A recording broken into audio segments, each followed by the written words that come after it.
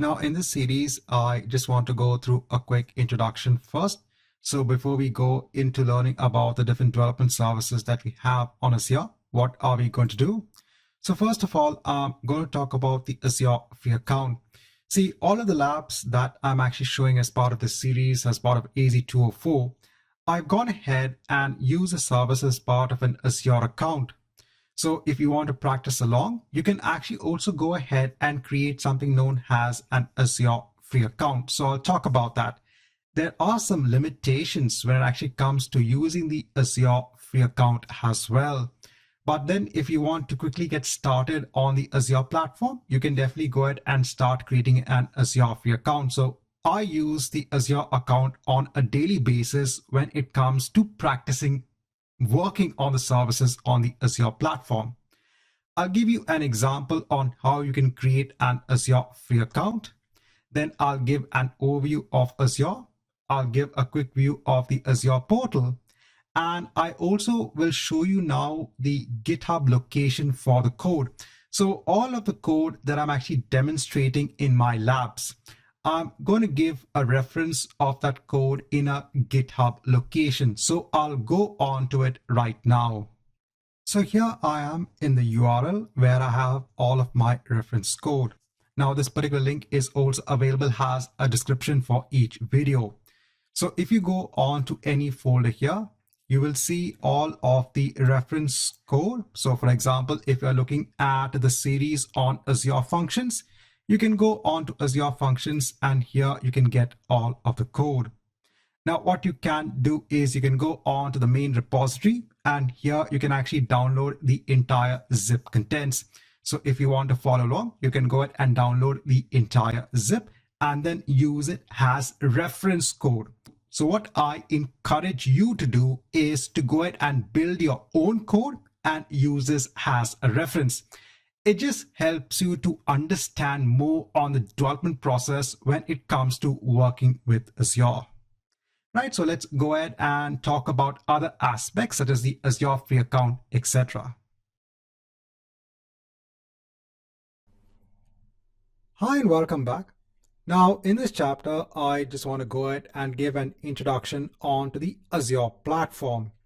So these are for those students who are starting their journey directly from exam DP 900. If you're coming from a background from either AZ 900 or from any one of the other Azure exams, then obviously you'll be very familiar with Azure. But these are for those students who are just starting their Azure journey with DP 900. So Azure is a cloud platform which basically has more than 200 products and cloud services. And let me go ahead and just give you a quick example on what is the key benefit of using a cloud platform. So let's say that a company wants to go ahead and host multiple web applications. So this could be an e-commerce application wherein users can actually go ahead and buy the products from the company itself. So they want to go ahead and host these web applications. Now, in order to go ahead and host these applications or even host the data, they would need to go ahead and buy physical infrastructure.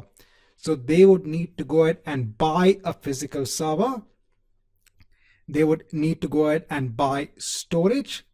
Then they would need to go ahead and create virtual machines on that physical server. This is one of the ways to go about doing this. And then they could go ahead and host their applications. Now, apart from all of this, there are so many other aspects that they have to look into. So for example, they have to also look into aspects such as networking. They have to look at aspects such as the power to the physical servers and storage. They have to look at aspects such as cooling. So there is a lot of things that they need to consider. So without Azure, if you're looking at setting up an applications or a set of applications, a company would need to go ahead and first buy the hardware upfront. So for that, they would need to do an initial investment. then there is a lot of setup which is also required, and there could be ongoing maintenance costs. So all of this would need to be borne by the company itself. But when it comes to Azure, what's the best thing when it comes to this particular scenario? In Azure, what you can do is that you can go ahead and directly create Azure virtual machines with the help of the Azure Virtual Machine Service. You can then go ahead and host your applications on these virtual machines. The underlying infrastructure, everything, the physical servers, the storage, and the networking is all managed by Azure themselves. It's managed by the Azure platform. That is what you mean by the cloud platform, wherein everything is already managed by Azure. And via the internet, you can actually just go ahead onto Azure and start creating virtual machines. So one of the key benefits for this is that you don't need to go ahead and invest in any hardware upfront. The other best part is that you actually only pay for how much you use. So when you're using virtual machines, just based on how much you use, you will only need to pay for that usage. And you can go ahead and terminate the resources whenever you don't require them. So if you don't need the virtual machine, you can go ahead and delete the virtual machine. This is different in comparison to when the company is going ahead and managing the entire setup. So let's say that the company does not need the virtual machines anymore. Then whatever they've bought in terms of the physical infrastructure, everything is a waste. So Azure itself, or any cloud platform for that fact, actually has a lot of advantages when it comes to hosting applications. So over here, I'm giving an example of my own site. So this is just a simple site that is based on WordPress. Now this entire site is actually based on Azure. It's actually hosted on the Azure platform. Now, years ago, if I had to go ahead and host such a site, it would be a headache. I would need to go ahead and buy servers. I would need to go ahead and set up the networking. I can't do this myself, especially if I'm an individual. From a company aspect, yeah, that's fine. But as an individual, trying to go ahead and set up all of this is a headache. But in Azure, it was very simple. It just took me a couple of hours just to go ahead and have the basic site up and running. And I have my site running on the Azure platform with no issues. So Azure is a platform where you can actually go ahead and make use of the products and services for developing your applications and even hosting your applications as well. Hi and welcome back. Now for those students who are completely new to Azure, so one of the ways you can actually go ahead and start exploring these services which are present in Azure is you can actually go ahead and create something known as an Azure free account. So in order to go ahead and start using Azure, you first have to go ahead and create an Azure account. To create an Azure account, you need to have either a Microsoft account, which is very easy to create. So if you have a Gmail ID, you can go ahead and create a Microsoft account based on the Gmail ID. Or if you have a GitHub account, you can go ahead and use either account to go ahead and create an Azure account. Even when creating an Azure free account, this is required. You also need to have a credit card in place when you want to go ahead and create even an Azure free account. So the credit card is basically used for security purposes. In no way are you going to get charged until you actually go ahead and say, yes, I want to go ahead and start using these services which are not free in Azure. So the credit card information which is asked during the time of registration of an Azure free account is used for security purposes. Now, when it comes to the Azure free accounts, if I go ahead and scroll down, so there are some services that you get for free. In addition to that, in the Azure free account, so this can be done only once, you get $200 worth of free credit to go ahead and explore the various Azure services. this $200 worth of credit is valid for 30 days. So either after 30 days or when your $200 worth of credit is over, then in order to continue using Azure, you have to go ahead and convert something known as your subscription. So this will be a free subscription that is attached onto your Azure free account. So we need to go ahead and convert that subscription onto a pay-as-you-go type of subscription. So that means you will start paying for the services that are not free in Azure based on how much you consume. So again, this depends on whether you want to proceed forward. So in order, this is after the $200 worth of credit is over or after the 30 days has expired, then you have to go ahead and convert that subscription.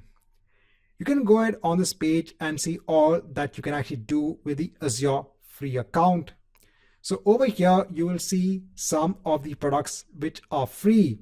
So please note that when it comes to these services, there are limitations. So even when it comes to, let's say, a Windows virtual machine, there is a particular size that is only free of cost. The other sizes are something that you have to pay for. But again, when you have the $200 worth of free credit, if you're using something that is not free, it will go against that $200 worth of credit. So that means you don't have to pay anything. So remember, this is only till the credit is there or till that duration of 30 days is still present. So over here, you can actually go ahead and look at all of the aspects when it comes to the Azure free account. Now, please note that there are other restrictions also in place when it comes to the Azure free account. So this is based on the feedback I get from students. So there are some services, so let's say Azure Synapse Analytics, that you might not be able to use with the Azure free account. Also, you might not be able to use the services in the region of your choice. So there might be restrictions based on that as well. Just thought I'll let you know. But as a good starting point for those students who are just new to Azure, I suggest you go ahead and create an Azure free account. Again, please note you can only do this once. So for those who want to go ahead and start using Azure, I suggest them to go ahead and create an Azure free account.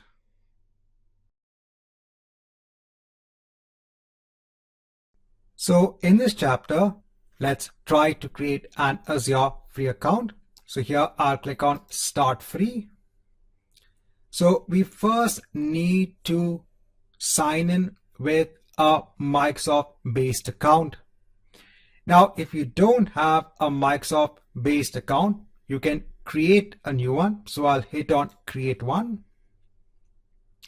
Here you can actually give your email ID. So for example, if you have a Gmail ID, you can create an account here based on that Gmail ID. So here I'm giving my Gmail ID details and I'm going on to next. Now here I need to create a password for my Microsoft account. I'll go on to next. Here it will ask me to verify the code. So it will send a code on to my Gmail account. So in my Gmail account, I can see this is the code. So let me copy it. I'll paste it here. I'll go on to next. So it's asking me to solve a puzzle so that it verifies that we are not a robot. So I'll go on to next. So here it's asked me to tap on the arrows to rotate the image. I'll click on Done.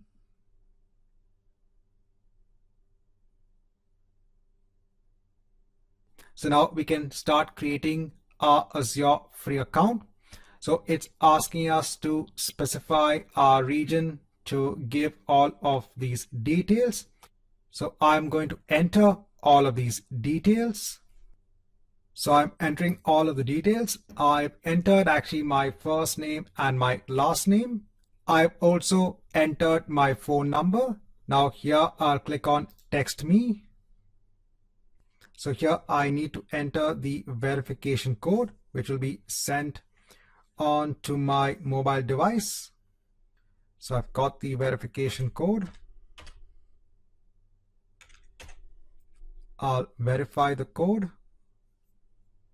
So this is also done. So here I have agreed on to the customer agreement. Now here, when it comes to the identity verification by the card, it's saying it's going to make a temporary authorization on this card, but you won't be charged unless you upgrade. So currently we're not upgrading, we're just creating an Azure account. So here I need to enter my card details. So I've entered my card details. Now I've entered my address, my city, and my state. Please note I'm not showing it over here for privacy reasons. Then I'll click on sign up. Now it's setting up our account. Now it's redirecting me, telling me that we can now start working with Azure. So now I can click on the portal icon here.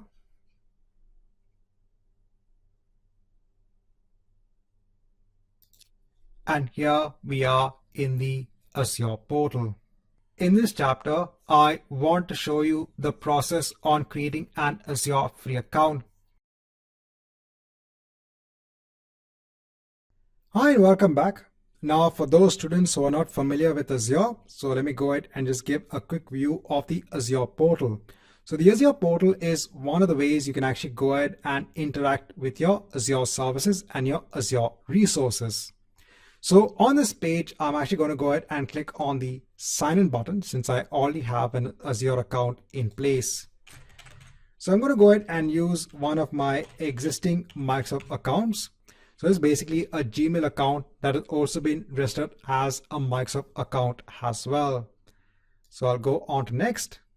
So I'll go ahead and enter my password. So I'll say no, I don't want to stay signed in just for security purposes. I can go ahead and click on the portal button over here and I'll be directed on to the Azure portal. So in the Azure portal over here, I have my account, which I've logged in with. This is basically just a dashboard that you get. So if you want to go ahead and look at all of the resources that you have in Azure, you can go ahead and click on this button over here or on this icon over here. So I have a set of resources already defined in Azure. If you look at any particular resource, so this is the type of a virtual machine. So this is a virtual machine resource. You can see that this resource is part of a resource group. So I said this is a logical grouping for your resources. It's also in a particular location and it's also part of my subscription. So over here, I have a subscription that is used for the billing purposes. I've gone ahead and chosen the location of Central India because over here it is closest to my location. So I get better response time when it comes to the resources that I deploy.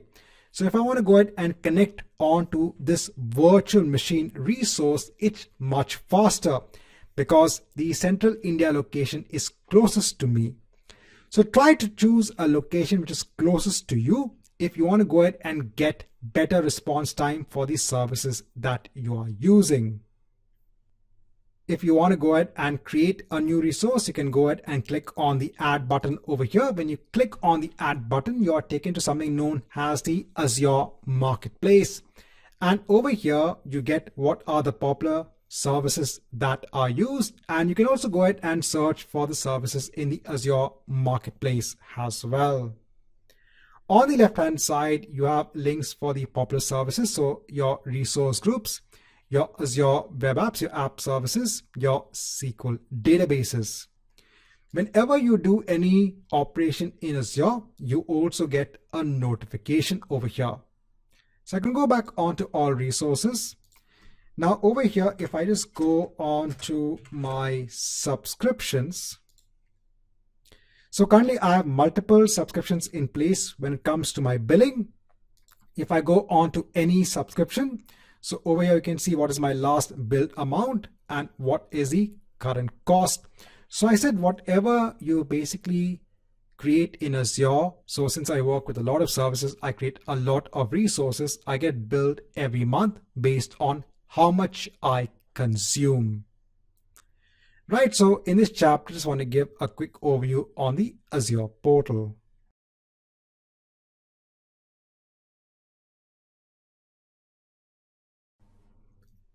Hi and welcome back. Now in this chapter, I just want to go through some core aspects when it comes to Azure. Again, this is just for those students who are just completely new to Azure. So I said the first thing that you have to do is to go ahead and create something known as an Azure account. Now in your Azure account, you basically get something known as a subscription. So this is a way of billing on Azure. So based on how much you use and how much you have to pay, that will be based on your subscription. So remember, in your Azure free account, you get a subscription wherein you get $200 worth of credit. But then after that, you need to start paying for services that are not free on Azure. Now, apart from that, there is another service known as Azure Active Directory that's part of Azure, and you get a free directory or a tenant that is part of your Azure account. So this is your identity store.